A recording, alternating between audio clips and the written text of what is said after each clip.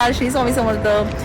Sir आता मी निघाली आहे एक रेस्टॉरंट एक्सप्लोर करायला. आणि कुठे चालली आहे आणि कोणत्या रेस्टॉरंटमध्ये चालली आहे तुम्हाला बघायला मिळालं. सर चला आलेली आहे चाट जंक्शनमध्ये आणि आतमध्ये जाऊन बघूया आपल्याला आता काय काय तिकडे मिळते खायला ते. चला.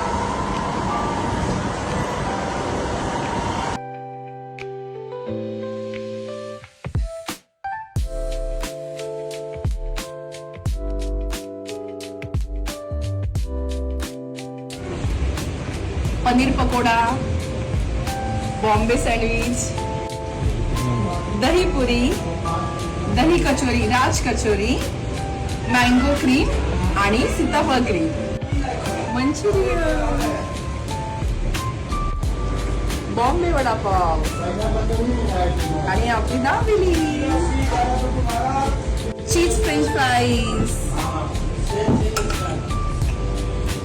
पनीर नूडल्स.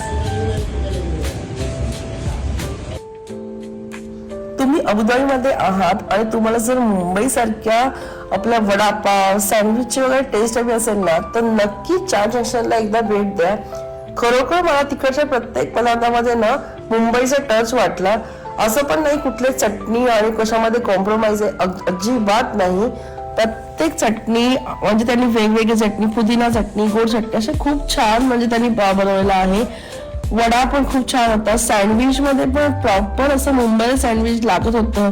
आणि म्हणजे अतिशय खूप एक गोष्ट म्हणजे मला तिथे दाबेली खूप आवडली, कारण दाबेली ती कुठेच मिळत नाही आपली.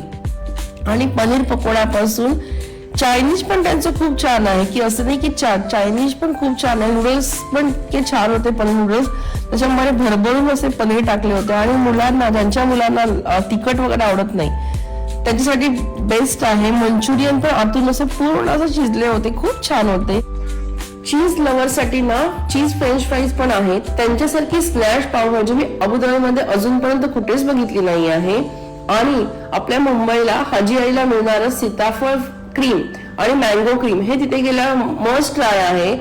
सो तुम्हाला या सर्व मुंबईच्या गोष्टींचा आनंद घ्यायचा असेल तर वाट कसली बघताय, चाट जंक्शनला व्हिजिट करा आणि लाईव्ह काउंटर पण त्यांचा एन्जॉय करा.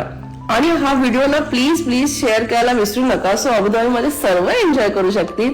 तुम्हाला मी ऍड्रेस कॅप्शन मध्ये देते. सो नक्की फॉलो करा चॅनलला. बाय.